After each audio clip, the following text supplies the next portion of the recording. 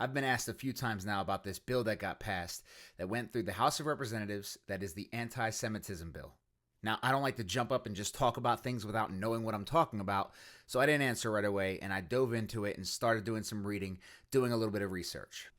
Now, I'll go ahead and throw up the bill right here behind me. Now, here's what I would say is the biggest problem with this.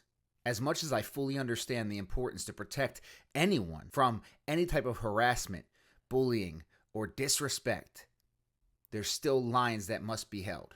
When you look at this bill, what you see is that they're using a definition for anti-Semitism that would include the preaching of the gospel, if you preach the gospel in full. And the gospel is that Jesus Christ came into the flesh, came and dwelt amongst his people, the Jewish people, who he created for his pleasure. And then, after walking amongst them for 33 years, he was turned over by the Jews to the Roman Empire, Pontius Pilate, and he was crucified and died and buried, and 3 days later he rose from the grave.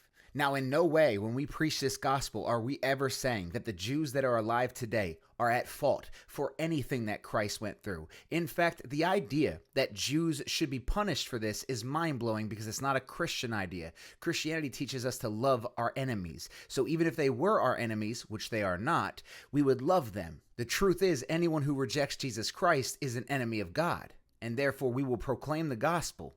So I will never say something purposely to hurt anyone's feelings. However, my First Amendment right says that Congress shall pass no law that can infringe on my freedom of religion. And my religion is quite literally based on the gospel, and the gospel involves the fact that the Jews did turn Jesus over to the Roman Empire in order to have him killed. So if you want to take my page down for that, you will have to. If you want to arrest me, you would have to. Now, I don't want y'all to freak out, though, because this hasn't even passed the Senate yet. It has only passed the House. And even if this goes into play, we have to see how they try to enforce it. But I will say again, if it did go down the worst scenario possible, okay, I will preach the gospel until you close my mouth. And even then, I'll find a way to share the gospel until you kill me.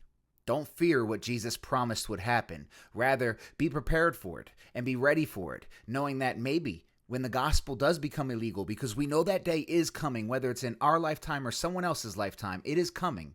When you're unable to preach the gospel from the safety of your living room on Facebook posts and TikTok, are you willing to get outside and do it? Because they can easily use algorithms to catch every word I say and shut me down, but they would have to actually physically stop me outside, and that's not as easy. I will preach the gospel, no matter how we have to do it. The question is, are you ready to move off the comfortable way of doing it and move into the harder way?